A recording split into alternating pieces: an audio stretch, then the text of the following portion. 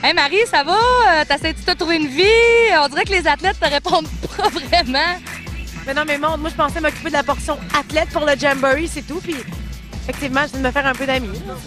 OK, c'est parce que je pensais vraiment qu'on allait plus couvrir... Regarde-moi, Maria, je pensais qu'on allait couvrir la portion sport de l'événement. Mais moi, je m'occupe des athlètes, c'est tout.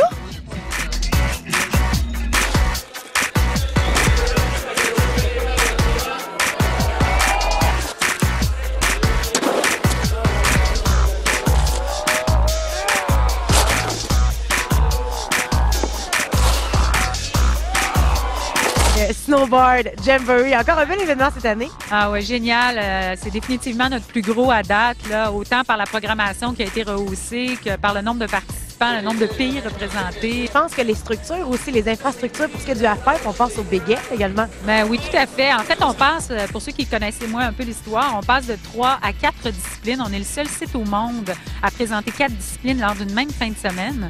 Nos infrastructures, justement, la demi-lune, le halfpipe, qui est de grandeur olympique parce que Stoneham a creusé le sol cette année. Donc, notre infrastructure est parfaite. Ben, en tout cas, je peux dire une chose, c'est que tu viens de Donnacona. Oui. De mon pays, du comté de Portneuf, on aime ça. Parfait. On aime ça, nous, le comté de Portneuf. On aimerait d'ailleurs saluer les gens du comté. Salut tout le monde. Merci de nous regarder. Quand on regarde le halfpipe, bon, maintenant, halfpipe de calibre olympique, et les Québécois, ils en pensent quoi? Est-ce qu'ils représentent aussi bien le Québec avec cette infrastructure-là? Bien, énormément. En fait, nous, on est habitués à une certaine quantité d'athlètes en halfpipe et cette année, ça a pratiquement doublé en raison du fait des infrastructures améliorées. Les athlètes de demi-lune sont très, j'ai pas envie de dire capricieux, mais pour eux, pour offrir de belles performances, ils ont besoin d'une certaine inclinaison, une certaine hauteur de mur. Et dans les années passées, on n'était pas capable de leur offrir le parfait halfpipe. Cette année, il est plus que parfait.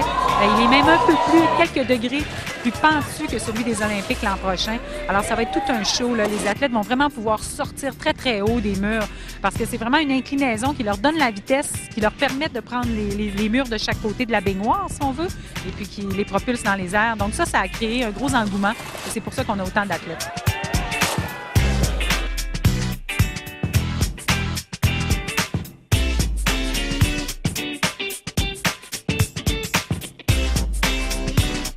C'est Dan! Check, c'est mon Dan! Check, Dan! What's up? Ça va bien aller, Dan? Ça va bien aller? Incroyable, j'adore ça. C'est tellement beaucoup plus gros que les 18 puis tellement mieux, là, c'est incroyable. Puis t'as-tu remarqué que l'inclinaison, on avait une meilleure inclinaison? Hey, oui! La vitesse était écœurante. Ouais, là, c'est comme la bonne inclinaison, vu que les années passées, c'était plat un petit peu, puis là, cette année, ça roule, là, c'est bon. En ayant ce halfpipe-là, ça va pouvoir les permettre de bien représenter le Québec pour ce qui est des compétitions futures, voire même les Olympiques. Bien, justement, hein, on sait très bien que les enjeux actuellement, c'est probablement une des raisons pour lesquelles on a autant d'athlètes à Québec cette année, c'est que l'année prochaine, c'est les Olympiques. Plusieurs d'entre eux, l'épreuve de cette fin de semaine, leur épreuve, c'est décisif à savoir s'ils font partie de l'équipe nationale de leur pays ou non. Alors, c'est la même chose pour les Québécois. Là. Ils sont dans la course à une place sur l'équipe nationale pour les Olympiques de Whistler.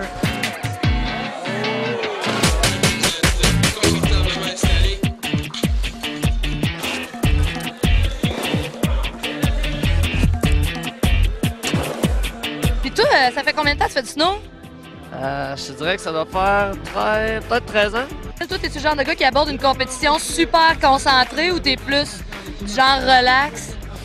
Ça dépend des compétitions. Comme aujourd'hui, je t'avouerais que j'avais peut-être un petit stress vu que c'était quand même une compétition importante qui comptait pour les sélections olympiques. Fait que c'est sûr et certain que j'étais peut-être un petit peu plus nerveux que quand c'est une compétition régionale que je sais que, mettons, pour passer en finale, je peux faire une run un peu plus safe, puis après ça, mettons, je peux me laisser aller puis essayer une run un peu plus grosse pour essayer de carrer plus au podium. Les athlètes, il y en a de différents pays. On en a de Québec. Parle-moi un peu, Québec, est-ce que Québec représente bien le pays?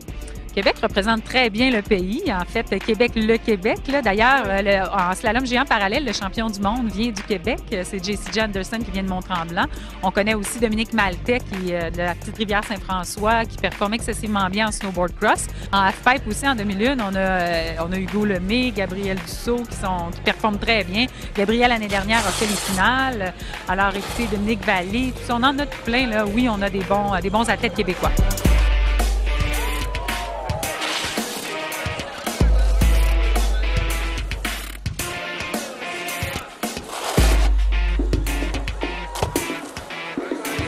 Gab, moi j'ai une question pour toi. Je me demande beaucoup c'est quoi qui se passe avec les riders québécois à travers le monde. Est-ce qu'on est bien représentés? Ouais, c'est ça. Il y a comme Charles Reid, je sais pas si vous l'avez vu tantôt. Ouais, il va être là demain au Big Air. Ouais, il fait Big Air, Rail. Il est classé, je pense, dans le top 10 TTR. Donc, ouais, Charles représente très bien un peu partout. On peut voir les autres Québécois sont plus forts en Rail.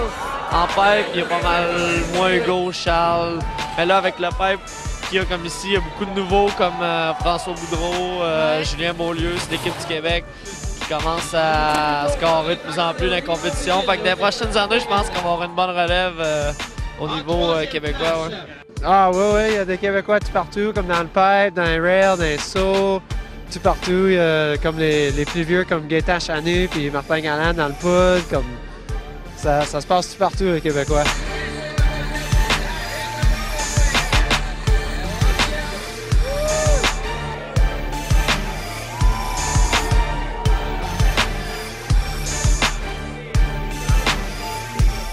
Sébastien Toutain est très bien parti.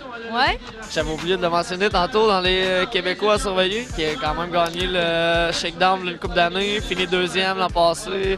Justement, le Québec a tripot pour pousser ses athlètes québécois justement au sommet.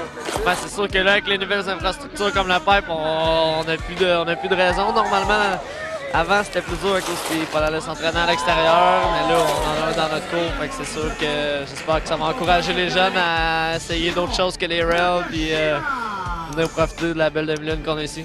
Toi, quand tu voyages, est-ce que les Québécois, de quelle façon les Québécois sont reçus? Est-ce qu'ils nous voient comme une menace ou justement, est-ce qu'ils trouvent qu'il y a du calibre à Québec, à l'extérieur? Ben, c'est sûr, on s'est toujours quand même bien classé. Autant chez les gars que chez les filles, on a tout le temps été dans les... on a souvent fait des podiums ou au niveau canadien, on s'est tout le temps bien classé. Donc, ouais, je pense qu'on est compétitif quand même. On a du cœur, hein? Oui, on veut.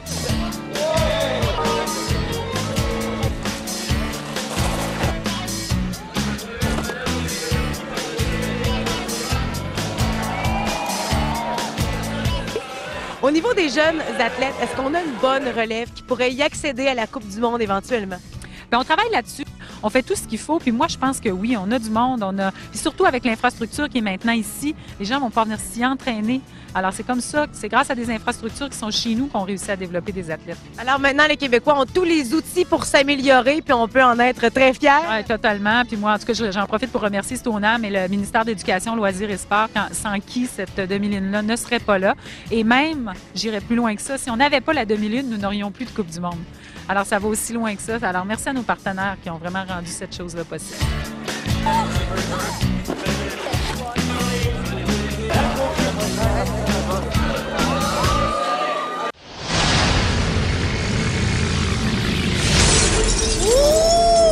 C'est l'heure du quiz 360 avec Gab Dussault qui ne se dit pas un pro-rider, mais que moi, dans mon cœur et dans mon esprit, ça l'est. Donc, Gab Dussault... Je vais pas donner mon cadeau. Hey, c'est vrai, j'y avais promis un œuf Cadbury! Même que je fais mon argent, moi, pour voyager. OK, hey, dis-moi donc, le cylindre, la pyramide et le cube font partie de quelle famille? Les crustacés. OK, non, Gab, c'était les solides. Deuxième question. La capitale... Non, attends, je le sais. Bangkok. C'est bon! La capitale de la Thaïlande, rock on! OK, c'est qui a fini en première position chez les filles ce soir au halfpipe? Soko. Soko qui? Yako Mono. Soko qu'on sait pas. Soko qu'on sait pas. OK? Quatrième question. Quelle monnaie utilise-t-on en... Le yen. Très fort! Je sais pas quoi dire. Avec quoi Dan Ray se brosse les dents? Brosse à dents. C'était Colgate, la réponse. Tu l'as pas en tout. Quelle marque de boxeur porte Shaun White? Probablement ses propres boxeurs. Bonne réponse. Il y a tout, lui, en pro modèle, fait qu'il y a sûrement son pro modèle de boxeur aussi. Shaun White a un pro modèle de boxeur, c'est fou. Probablement. Je sais qu'il y a des bas pro modèles, mais il y a sûrement aussi. Boxeur, man. Sûrement. Il y a tout, lui. Fuck, y a-tu des boxeurs thermales? Probablement un coup, ouais. Nice! Je vais garder au chaud. Ouais, c'est ça. Hey, merci, Gab! Rock on!